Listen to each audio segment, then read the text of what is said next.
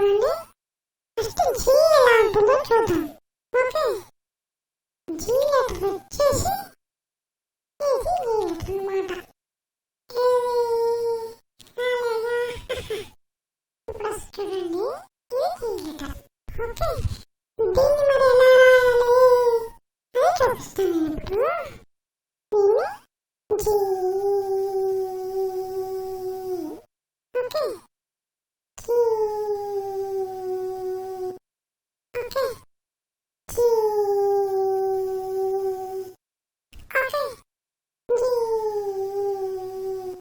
Okay, G.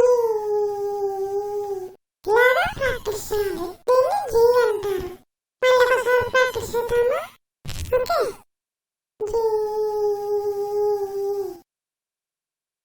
G. ఎప్పుడైనా చదువుతూ రాయాలి, అప్పుడు త్వరగా వస్తుంది. ఓకేనా? జీ. జీ. జీ.